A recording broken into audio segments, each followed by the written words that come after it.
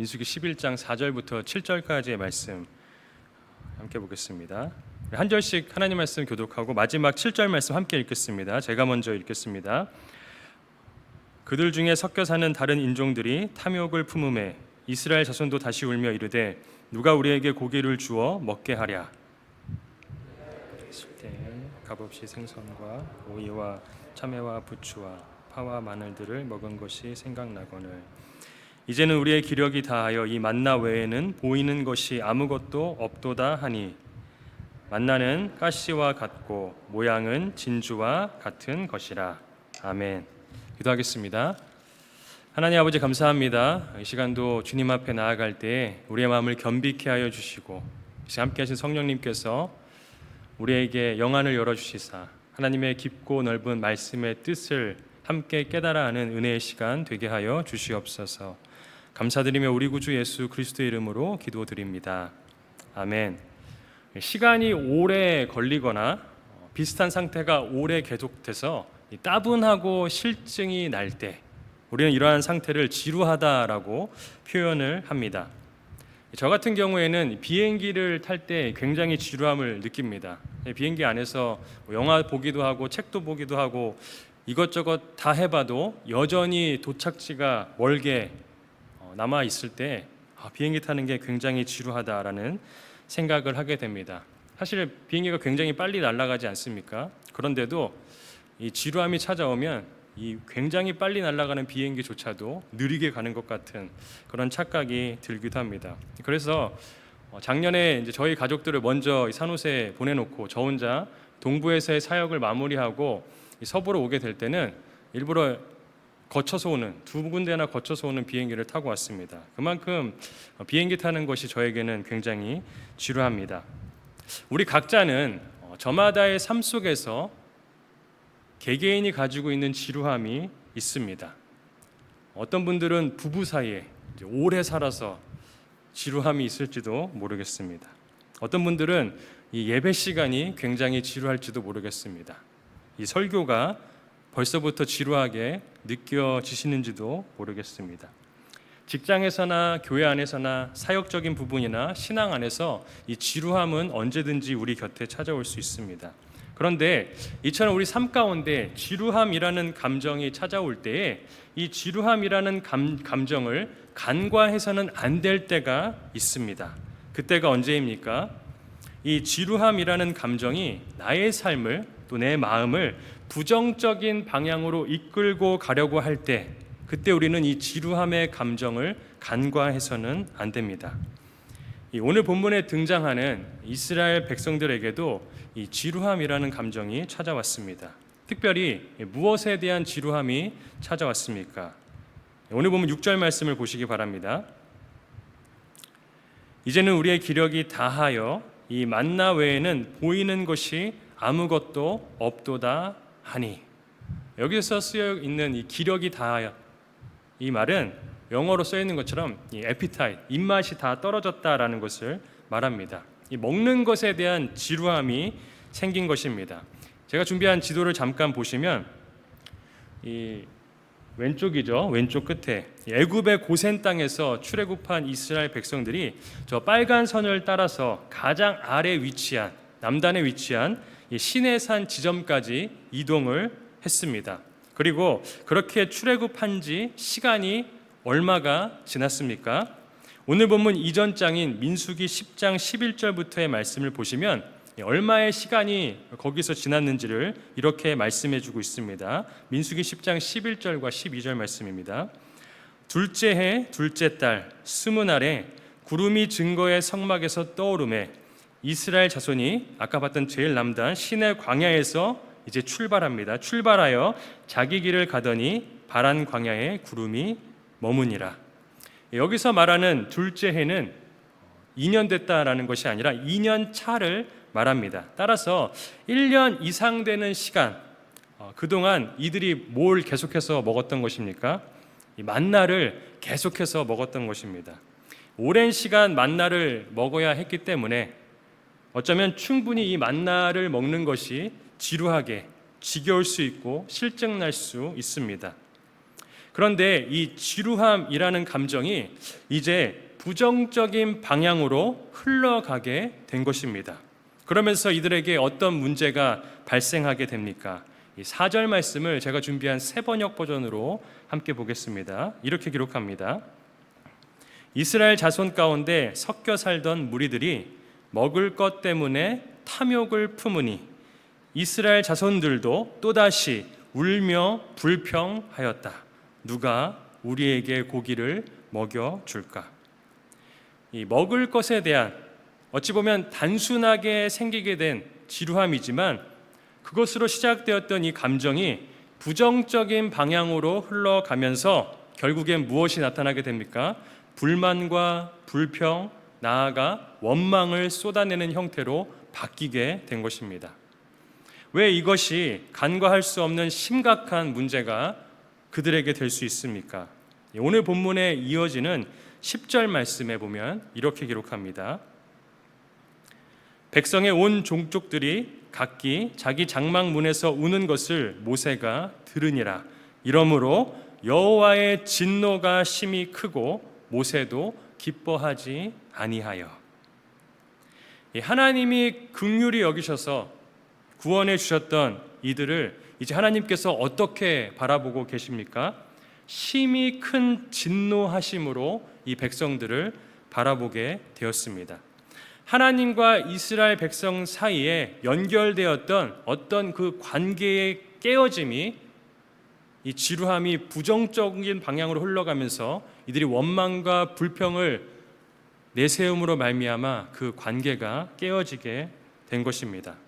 한번 생각해 보시기 바랍니다. 부부 사이에, 가족 사이에, 직장에서 혹은 교회 안에서 때때로 우리가 마주하고 있는 일이나 관계 속에서 이 지루함이 찾아올 수 있지 않습니까? 그런데 그 감정으로만 머무는 것이 아니라 부정적인 영향과 맞물려서 상대에 대한 불평과 불만, 나아가서 원망으로 나타나게 된다면 부부 사이에 어떤 관계의 모습이 나타날 것 같습니까?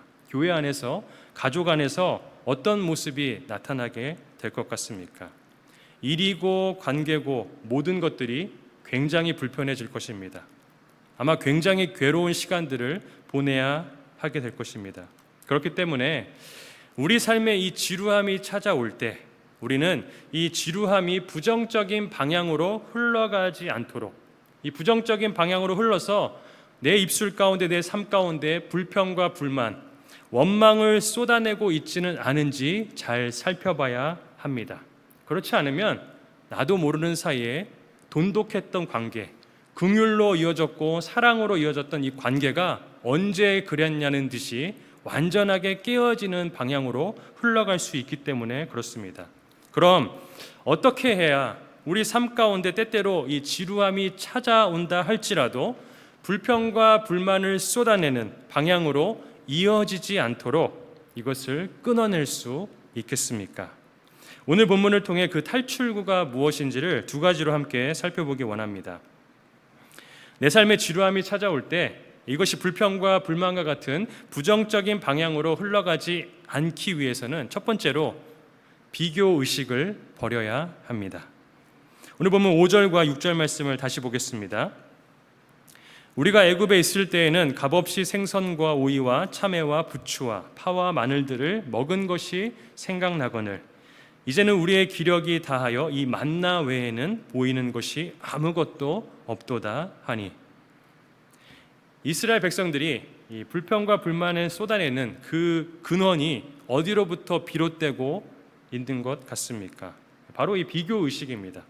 예전에 먹던 것들 그리고 지금 가지고 있는 것들을 비교하면서 불평을 쏟아냅니다. 애굽에 있었을 때와 지금의 삶을 비교하기 시작했습니다. 그런데 이들이 쏟아냈던 이 비교하는 말들이 왜 심각한 문제가 됩니까? 그냥 단순하게 다른 것을 이야기하고 있는 것 아닙니까? 그러나 시편 78편을 보면 이들이 내뱉었던 비교의 말들이 왜 심각한 문제인지에 대한 답을 찾아볼 수 있습니다. 시편 78편 18절부터 22절까지 말씀을 보겠습니다. 그들이 그들의 탐욕대로 음식을 구하여 그들의 심중에 하나님을 시험하였으며 그뿐 아니라 하나님을 대적하여 말하기를 하나님이 광야에서 식탁을 베푸실 수 있으랴. 보라, 그가 반석을 쳐서 물을 내시니 시내가 넘쳤으나 그가 능히 떡도 주시며 자기 백성을 위하여 고기도 예비하시랴 하였도다. 그러므로 여호와께서 듣고 노하셨으며 야곱에게 불같이 노하셨고 또한 이스라엘에게 진노가 불타올랐으니 이는 하나님을 믿지 아니하며 그의 구원을 의지하지 아니한 때문이로다. 왜 이스라엘 백성들이 내뱉었던 이 비교의 말이 심각한 문제가 됩니까? 왜냐하면 그들이 내뱉었던 이 비교의 말 안에는, 그 밑바탕에는 하나님에 대한 불신앙이 깔려 있었기 때문에 그렇습니다. 하나님께서 가장 좋은 것을 이스라엘 백성들에게 베푸셨습니다. 분명하게 베푸셨습니다. 가장 좋은 길로 하나님이 인도하여 주시고 있습니다. 노예였던 그들을 젖과 꿀이 흐르는 가나안 땅으로 인도하여 주십니다.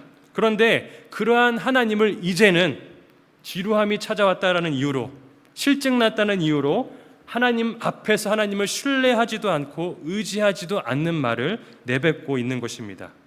그들은 자신들에게 가장 귀하며 모든 것이 되어주셨던 하나님에 대한 고려는 전혀 하지 않고 누구의 말만 쏟아내고 있는 것입니까? 지금 자기한테 있는 그 감정만 쏟아내고 있는 것입니다. 지금 내 불편한 것, 지금 내 불만인 것, 지금 내 마음에 안 드는 것만 쏟아내고 있는 것입니다. 우리 삶에도 마찬가지 아닙니까? 지루함이 찾아올 수 있습니다. 관계 속에서 실증날 수 있고 하던 것들이 너무 막연하고 식상해서 아무런 변화도 없는 것 같아서 상대에 대한 불만이나 불평이 나올 수도 있습니다. 고쳤으면 좋겠는데 고쳐지지 않는 모습들을 보면서 여전한 그 모습 가운데 불평이나 불만, 다양한 이유로 여러 가지 이유들의 불평과 불만이 상대에게 쏟아져 나올 수 있습니다. 그런데 그 사람도 지나온 나의 인생 속에서, 그것이 교회를 세워갈 때건 가정을 세워갈 때든, 그것이 부부 사이건 부모와 자녀 사이건 목회자와 성도 사이건 성도와 성도 사이건 관계없이 지나온 시간 속에 분명히 기쁨으로 사랑으로 함께 세워져 왔던 날들이 있다라는 사실입니다. 그런데 그러한 헌신했던, 함께 섬겼던, 좋았던, 사랑했던 기억들은 전혀 기억하지 못하고 상대가 앞에 있음에도 불구하고 지금 마음에 들지 않는 것들을 불평과 불만과 원망으로 말해버린다면 이 관계가 좋게 발전할 수 있겠습니까? 결코 그럴 수 없다라는 것입니다. 그렇기 때문에 우리는 우리가 살아가는 삶 속에서 이 지루함이 찾아올 때에 내가 이 지루함을 상대에 대한 불평과 불만, 원망으로 쏟아내지 않도록 주의 깊게 살펴야 합니다. 사람에게뿐만 아니라 우리에게 있는 모든 이 삶의 환경 속, 이스라엘 백성들이 그들에게 모든 것 되셨던 하나님을 잊은 채 그저 자신에게 지금 처해 있는 지루함의 상황을 불평으로 말했던 그런 모습을 따라 사는 것이 아니라 내 삶 가운데 역사하셨던 하나님을 기억함으로 하나님 앞에 불평과 불만을 내려놓고 다시 한번 주님 앞으로 나아가기를 결단하는 저 우리 모든 성도님들 될 수 있기를 간절히 소망합니다. 내 삶에 지루함이 찾아올 때 이 지루함이 불평과 불만 같은 이 부정적인 방향으로 흘러가지 않기 위해서 두 번째로 우리는 이미 베푸신 은혜를 기억해야 합니다. 시편 106편 말씀을 함께 보겠습니다. 시편 106편 13절과 14절 말씀입니다. 그러나 그들은 그가 행하신 일을 곧 잊어버리며 그의 가르침을 기다리지 아니하고 광야에서 욕심을 크게 내며 사막에서 하나님을 시험하였도다. 이스라엘 백성들은 하나님께서 행하신 일들을 기억하지 않았습니다. 만나가 무엇입니까? 출애굽기 16장 14절과 15절 말씀을 보면 만나에 대해서 이렇게 설명합니다. 그 이슬이 마른 후에 광야 지면에 작고 둥글며 서리같이 가는 것이 있는지라. 이스라엘 자손이 보고 그것이 무엇인지 알지 못하여 서로 이르되 이것이 무엇이냐 하니 모세가 그들에게 이르되 이는 여호와께서 너희에게 주어 먹게 하신 양식이라. 이 만나라는 단어의 뜻이 이것이 무엇이냐라는 것입니다.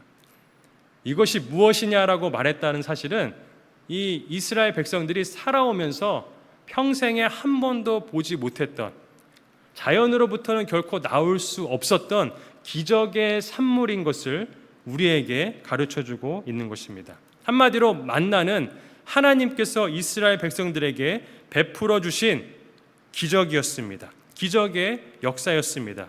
그 기적이 1년 넘는 시간 동안 날마다 그들에게 부어졌던 것입니다. 사람의 힘으로는 결코 얻을 수 없는 그 기적의 만나를 매일매일 삶 가운데 그들은 보게 되었던 것입니다. 그런데 그 기적도 계속되다 보니까 이스라엘 백성들이 어떻게 합니까? 그 기적에 대한 감흥이 사라지고, 그 기적에 대한 감흥이 사라지니까 감사도 사라지게 된 것입니다. 그리고 점점 하나님께서 베푸신 이 기적을 잊어버리게 되다 보니까 어느덧 그 자리가 지루함으로 바뀌어버렸고, 이 지루함이라는 감정은 앞서 얘기했던 것처럼 불평과 불만과 원망으로 바뀌게 되는 지경에까지 이른 것입니다. 우리는 어떻습니까?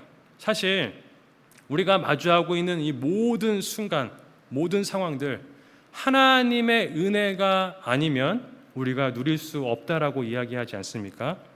우리가 많은 은혜를 받으면서 한동안 한국교회에서 굉장히 많이 불렀던, 여전히 지금도 많이 부르고 있지만 찬양이 하나 있습니다. 송경민 목사님께서 작사 작곡하신 은혜라는 찬양입니다. 그 찬양의 가사를 보면 이렇게 말합니다. 내가 누려왔던 모든 것들이, 내가 지나왔던 모든 순간이, 내가 걸어왔던 모든 순간이 당연한 것 아니라 은혜였어. 아침 해가 뜨고 저녁의 노을, 봄의 꽃향기와 가을의 열매, 변하는 계절의 모든 순간이 당연한 것 아니라 은혜였어. 우리가 생각해 볼 때 지금 내가 숨을 쉬는 것, 내가 일어나서 팔다리 멀쩡하게 여기에 나와서 하나님을 예배할 수 있는 것, 이것이 사실 기적입니다. 내가 하나님을 만나고 예수 그리스도를 내 삶의 주라고 고백할 수 있는 것, 이것이 기적입니다. 우리의 살아가는 삶 속에 자녀들이 잘 되고 축복받아서 잘 성장하고 계십니까? 그렇다면 그건 당연한 것이 아니라 그것 역시도 하나님의 은혜입니다. 설령 내 자녀들이 못나 보인다 할지라도, 부족한 부분이 있다 할지라도 나에게 그 생명을 주신 것 또한 하나님의 기적입니다. 사실 우리가 마주하는 모든 일상은 당연한 것이 아니라 하나님의 은혜입니다. 내가 이렇게 하나님을 찬양할 수 있는 것, 지금 말씀을 들으면서 내 마음 가운데 감동을 주시고 다시 한번 하나님께 마음을 돌릴 수 있는 그 기쁨을 주시는 것 또한 하나님의 기적입니다. 그런데 이 기적이 너무 식상해서, 별것 아닌 것 같아서, 너무 당연해서 지루함으로 바뀌어버려서 이것에 대한 감사를 잃어버리고 여전히 나에게 주어지지 않은 애굽 땅에서 누렸던 마늘, 파, 생선, 이런 것들을 부러워하면서 지금 내 삶을 불평하고 불만을 가지고 원망하고 있다라면 하나님이 그 모습을 결코 기뻐하시지 않는다라는 사실입니다. 저는 우리 모든 성도님들이, 저와 우리 모든 성도님들이 다시 한번 이미 일상 가운데 주어지고 있는, 날마다 주어지고 있는 이 새 생명과 새 호흡을 허락하시는 하나님께 대한 그 은혜에 대한 그 기억으로 말미암아 감사가 회복되어지길 주님의 이름으로 축복합니다. 그러면 어느덧 내 입가에 맴돌던 상대를 향한 부부 사이에, 상대를 향한 불평과 불만, 부모와 자녀 사이에, 친척 사이에, 교회 안의 성도 사이에 있었던 불평과 원망은 사라지고 감사함으로 우리의 입술이 변하게 될 줄로 믿습니다. 말씀을 마무리합니다. 우리 삶의 지루함, 지겨움, 실증, 이런 감정이 찾아올 수 있습니다. 당연한 것입니다. 그러나 그런 감정이 부정적인 방향으로 흘러가게 두어서는 안 됩니다. 그것은 하나님이 기뻐하시지 않을 뿐만 아니라 우리 삶에 연결된 많은 관계들을 약하게 만들고 끊어지게 만들 뿐입니다. 따라서 하나님이 내게 허락하신 그 은혜들을 기억하면서 괜시리 비교를 통해 불평과 원망을 쏟아내는 삶을 살아가는 것이 아니라 감사하며 살아가는 우리 모두의 삶이 되길 주님의 이름으로 축원합니다. 주신 은혜를 기억하는 감사가 행복해지는 연습이라고 한다면 비교하는 불평은 불행해지는 연습입니다. 다시 한번 말씀드립니다. 주신 은혜를 기억하는 감사가 행복해지는 연습이라고 한다면 비교하면서 내뱉는 불평은 불행해지는 연습입니다. 나는 오늘 또 내일 어떤 훈련을 통해 감사가 넘치고 은혜가 넘치고 기뻐하는 삶을 살겠습니까? 아니면 불평하는 연습을 내일도 여전히 함을 통해서 불행해지는 삶을 살아가기로 결단하겠습니까? 저는 우리 모든 저와 성도님들이 주님 안에서 은혜를 기억하며 감사가 회복되지는, 그래서 행복해지는 연습을 하며 살아갈 수 있기를 주님의 이름으로 축복합니다. 우리 함께 기도하겠습니다. 하나님 아버지 감사합니다. 오늘도 주님 앞에 나아가는 우리 마음 가운데 다른 것이 아니라 하나님께서 베푸신 은혜를 기억하게 하여 주시옵소서. 그래서 우리의 입술 가운데 마음과 생각 가운데 자리 잡고 있는 불평과 원망들은 떠나가게 하시고 다시 한번 주님 안에서 모든 관계와 내 삶이 새롭게 되는 은혜를 경험하게 하여 주시옵소서. 감사드리며 우리 구주 예수 그리스도의 이름으로 간절히 기도드립니다. 아멘. 이 시간 우리 함께 말씀을 기억하면서 주님 앞에 우리 앞서 나눴던 은혜 찬양 올려드리도록 하겠습니다.